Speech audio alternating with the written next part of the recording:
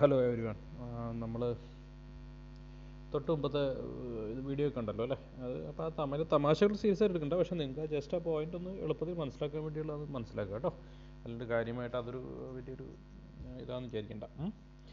Now let's move on to another topic, which is an important point when we consider the notion of relationship in social casework. Social case വർക്കിനകത്ത് case work റിലേഷൻഷിപ്പിനകത്ത് സംഭവിക്കാൻ സാധ്യതയുള്ള രണ്ട് കാര്യങ്ങളുണ്ട്. അത് വളരെ പ്രധാനപ്പെട്ടതാണ്. അത് നമ്മൾ മനസ്സിലാക്കാനാണ് ഈ ക്ലാസ്സിൽ നമ്മൾ ശ്രമിക്കുന്നത്. അപ്പോൾ അതെന്താണെന്ന് വെച്ച് കഴിഞ്ഞാൽ ട്രാൻസ്ഫറൻസ് ആൻഡ് കൗണ്ടർ ട്രാൻസ്ഫറൻസ് എന്ന് പറയും. ഒന്ന് ട്രാൻസ്ഫറൻസ്, വേറൊന്ന് കൗണ്ടർ ട്രാൻസ്ഫറൻസ്. ഇത് രണ്ടും എല്ലാ പരീക്ഷകൾക്കും ചോദിക്കുന്നതാണ്. വളരെ ഇമ്പോർട്ടൻ്റ് ആണ്. നമ്മുടെ ഓണപരീക്ഷ, മെഡിക്കൽ പരീക്ഷകൾക്കും അതുപോലത്തെ ആനുവൽ എക്സാമിനുമൊക്കെ സ്ഥിരമായിട്ട് വരുന്നൊരു ചോദ്യമുണ്ട്. Explain transference and counter transference.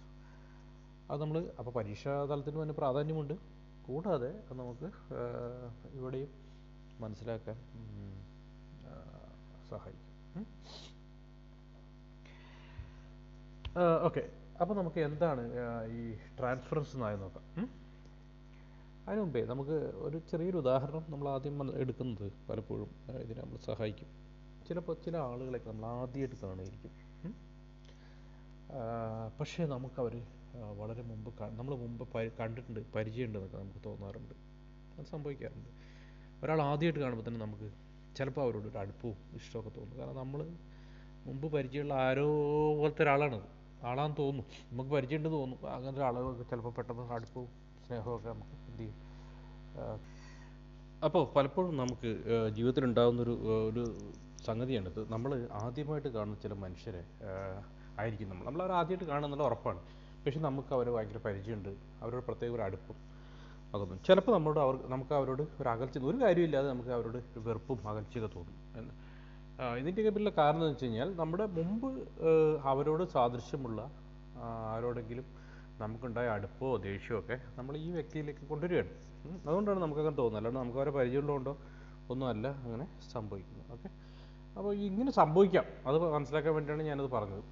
ഇത് ജീവിതത്തിൽ സംഭവിക്കുന്നൊരു കാര്യമാണ്. നമ്മുടെ മുൻ ബന്ധങ്ങളിൽ നമുക്കുണ്ടായിട്ടുള്ള അനുഭവങ്ങളെ അത് മനസ്സിൽ തറച്ചു കിടക്കും. ആ സാധനങ്ങളെ നമ്മൾ പുതിയ ബന്ധങ്ങളിലേക്ക്, പുതിയതായിട്ട് പരിചയപ്പെടുന്ന ആളുകളിലേക്ക് ആട്രിബ്യൂട്ട് ചെയ്യും, കൊണ്ടുവരാനുള്ള സാധ്യതയുണ്ട്. ആ ഒരു സംഗതി സോഷ്യൽ കേസ് വർക്കിനും ബാധകമാണ്. ഓക്കെ, അപ്പോൾ ഈ ആശയം മനസ്സിലാക്കി കഴിഞ്ഞാൽ നമുക്ക് ഇങ്ങനെ സംഭവിക്കും എന്ന് മനസ്സിലാക്കി കഴിഞ്ഞാൽ നമുക്ക് ഈ ട്രാൻസ്ഫറൻസും കൗണ്ടർ ട്രാൻസ്ഫറൻസും മനസ്സിലാക്കാൻ എളുപ്പമാണ്. നമുക്ക് ആദ്യം ട്രാൻസ്ഫറൻസ് എന്താണെന്ന് മനസ്സിലാക്കാൻ ശ്രമിക്കാം. ഇത് നമുക്ക് നമ്മുടെ ടെക്സ്റ്റിൽ എന്താണ് പറഞ്ഞിരിക്കുന്നത് നമുക്ക് നോക്കാം. These two terms denote the two subjective possibilities in a social case വർക്കർഷിപ്പ്. ഒരു സോഷ്യൽ കേസ് വർക്ക് ബന്ധത്തിൽ സംഭവിക്കാൻ സാധ്യതയുള്ള വ്യക്തിനിഷ്ഠമായ രണ്ട് സാധ്യതകളാണ് ഈ പദങ്ങൾ കൊണ്ട് സൂചിപ്പിക്കുന്നത് എന്നർത്ഥം. സബ്ജക്റ്റീവ് പോസിബിലിറ്റീസ് എന്ന് പറഞ്ഞാൽ വ്യക്തിനിഷ്ഠമായിട്ടുള്ള സാധ്യതകൾ എന്നർത്ഥം. ഓക്കെ, അപ്പോൾ ഒരു സോഷ്യൽ കേസ് വർക്കിൻ്റെ ബന്ധം എന്ന് പറഞ്ഞു കഴിഞ്ഞാൽ ക്ലയൻറ്റും സോഷ്യൽ കേസ് വർക്കറും തമ്മിലുള്ള ബന്ധം എന്നർത്ഥം. അതിനകത്ത് വ്യക്തിനിഷ്ഠമായ രീതിയിൽ, ഒബ്ജക്റ്റീവ് അല്ല സബ്ജക്റ്റീവ് രീതിയിൽ സംഭവിക്കാൻ സാധ്യതയുള്ള രണ്ട് കാര്യങ്ങളാണ് ട്രാൻസ്ഫറൻസും counter ട്രാൻസ്ഫറൻസും. We always bring feelings and attitudes of earlier experiences to the new relationships. നമ്മുടെ മുൻ അനുഭവങ്ങളിൽ നിന്ന് നമുക്കുണ്ടായിട്ടുള്ള തോന്നലുകളും മനോഭാവങ്ങളും ഒക്കെ നമ്മൾ എപ്പോഴും പുതിയ റിലേഷൻഷിപ്പിലേക്ക് കൊണ്ടുവരും. ഇത് മനസ്സിലാക്കാൻ പ്രയാസമൊന്നുമില്ല. നമ്മൾ ജീവിച്ചുകൊണ്ടിരിക്കുകയാണ്. അപ്പോൾ നമുക്ക് ഒരുപാട് മുൻകാല അനുഭവങ്ങളുണ്ട്. കഴിഞ്ഞ വർഷമോ അതിൻ്റെ 10 വർഷമൊക്കെ നമുക്ക് അനുഭവങ്ങളുണ്ട്. അതിലൂടെ നമുക്ക് ആ അനുഭവങ്ങളിലൂടെ നമുക്ക് കുറേ ആ അനുഭവങ്ങളുടെ ഭാഗമായിട്ട് നമ്മുടെ മനസ്സിലുണ്ടായിട്ടുള്ള തോന്നലുകളും വികാരങ്ങളൊക്കെ ഉണ്ട്. അതുകൂടാതെ ആ ഒരു ആറ്റിറ്റ്യൂഡ്, നമുക്ക് മനോഭാവങ്ങൾ രൂപപ്പെട്ടിട്ടുണ്ട് ആ അനുഭവങ്ങളിലൂടെ. ചിലപ്പോൾ നല്ല ആറ്റിറ്റ്യൂഡ് ഉണ്ടാവും, ചിലപ്പോൾ മോശം ആറ്റിറ്റ്യൂഡ് ഉണ്ടായിട്ടുണ്ടാവും. നമ്മൾ അതൊക്കെ എന്ത് ചെയ്യും, ഈ പുതിയ റിലേഷൻഷിപ്പിലേക്ക് കൊണ്ടുവരും. അന്നുണ്ടായ അനുഭവം വെച്ചിട്ട് ഇന്നുണ്ടായ അനുഭവത്തിനെ നമ്മൾ വിലയിരുത്തും. അല്ലെങ്കിൽ ആ അനുഭവം രണ്ടും ഒന്നാന്ന് തോന്നാൻ നമുക്ക് സാധ്യതയുണ്ട്. ഓക്കെ, ആ ആ അനുഭവത്തിലുണ്ടായ ഫീലിങ്സ് നമ്മൾ ഈ അനുഭവത്തിലെ ഫീലിങ്സിലേക്ക് നമ്മൾ ട്രാൻസ്പ്ലാന്റ് ചെയ്യും. അങ്ങനെ നമ്മൾ ചെയ്യാറുണ്ട്. അതാണ് ഞാൻ പറഞ്ഞത്, ഒരു പുതിയൊരാളെ കാണുമ്പോൾ പലപ്പോഴും നമുക്ക് കണ്ടൊരാൾ പരിചയപ്പെട്ട ഒരാൾ അയാളോട് ഉണ്ടായിരുന്നത് പോലത്തെ തോന്നൽ ഇവിടെ ഇപ്പോൾ കാണുന്ന ആളോട് ഉണ്ടാകാനുള്ള സാധ്യത തള്ളിക്കളയാൻ പറ്റില്ല. We are attracted or repelled by persons who consciously remind us of others who have influenced us.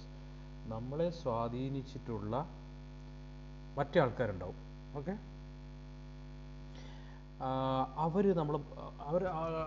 നമുക്ക് അവരൊരു ഓർമ്മയുണ്ട്, നമ്മളെ മുമ്പ് സ്വാധീനിച്ചിട്ടുള്ള ആൾക്കാരുണ്ടാവും.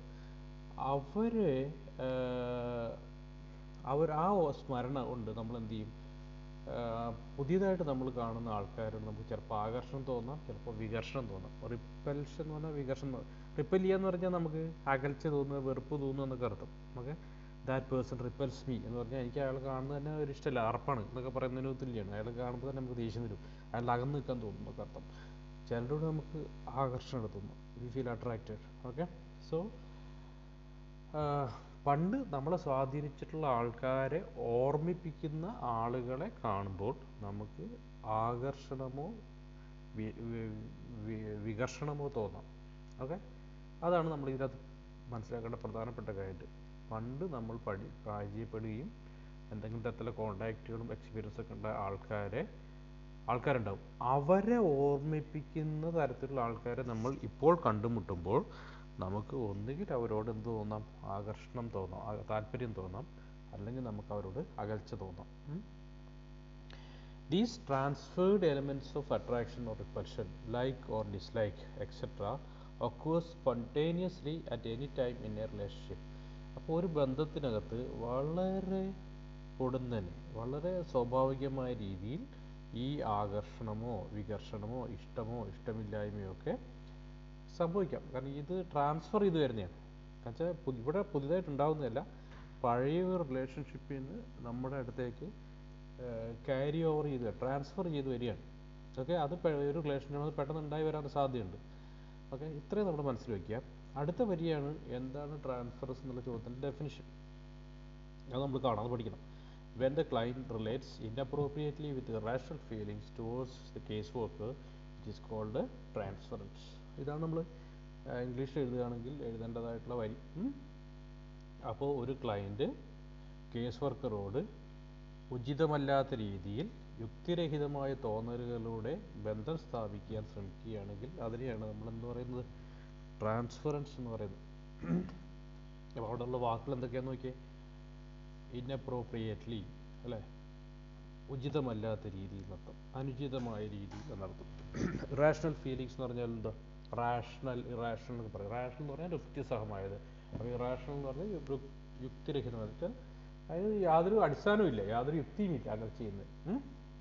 അപ്പോൾ കേസ് വർക്കറോട് ഉചിതമല്ലാത്ത രീതിയിൽ യുക്തിരഹിതമായ തോന്നലുകളോടെ ബന്ധം സ്ഥാപിക്കാൻ ഒരു ക്ലയൻറ്റ് ശ്രമിക്കുകയാണെങ്കിൽ അതിനെ നമ്മൾ എന്തെന്ന് പറയും, ട്രാൻസ്ഫറൻസ് എന്ന് പറയും. അപ്പോൾ ഇതാണ് നമ്മൾ ട്രാൻസ്ഫറൻസ് എന്നുകൊണ്ട് ഉദ്ദേശിക്കുന്നത്.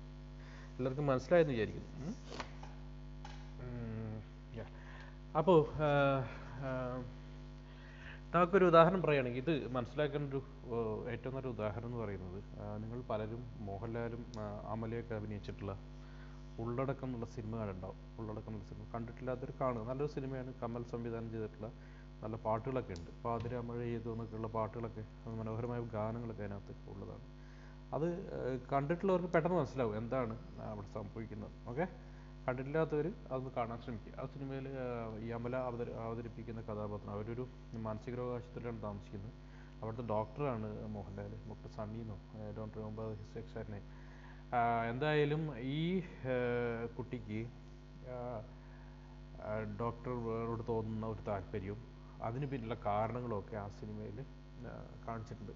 അപ്പോൾ സമയം കിട്ടുമ്പോൾ കാണാവുന്നൊരു സിനിമയാണ്. അപ്പോൾ നിങ്ങൾക്ക് ഈ ട്രാൻസ്ഫറൻസ്, ഞാൻ ഈ പറഞ്ഞ ട്രാൻസ്ഫറൻസ് എന്ന് പറയുന്ന ആശയം നിങ്ങൾക്ക് മനസ്സിലാക്കാൻ കൂടുതൽ എളുപ്പമായിരിക്കും.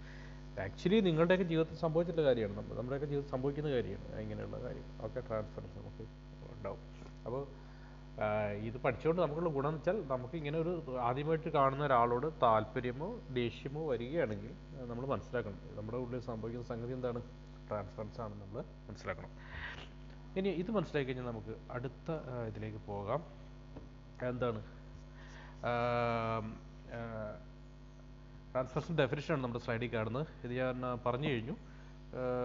When the client relates inappropriately with irrational feelings towards the caseworker, it is called transference. ഇതാണ് ഇംഗ്ലീഷിൽ എഴുതേണ്ട ഡെഫിനിഷൻ.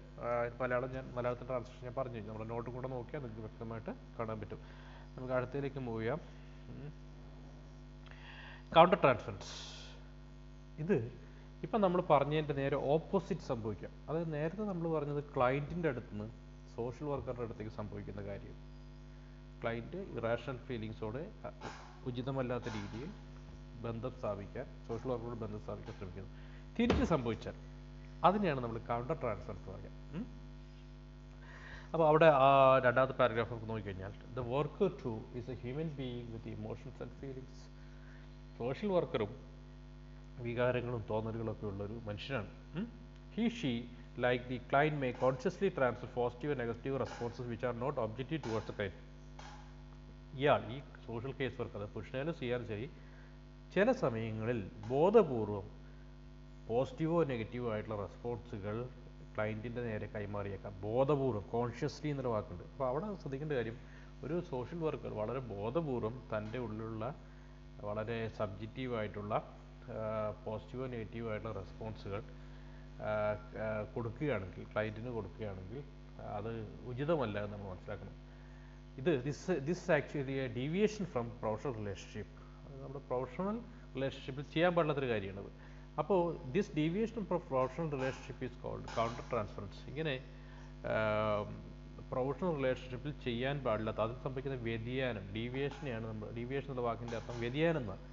അപ്പോൾ ഇത്തരം വ്യതിയാനങ്ങളെയാണ് നമ്മൾ എന്ത് പറയുന്നത്, counter transference. The social case worker has to direct the client to a realistic stand and must control herself not to deviate from professional roles. അപ്പോൾ വളരെ റിയലിസ്റ്റിക് ആയിട്ട് യാഥാർത്ഥ്യ ബോധത്തോടു കൂടിയുള്ള നിലപാടെടുക്കാനാണ് ക്ലയൻറ്റിനെ സോഷ്യൽ വർക്കർ സഹായിക്കേണ്ടത്.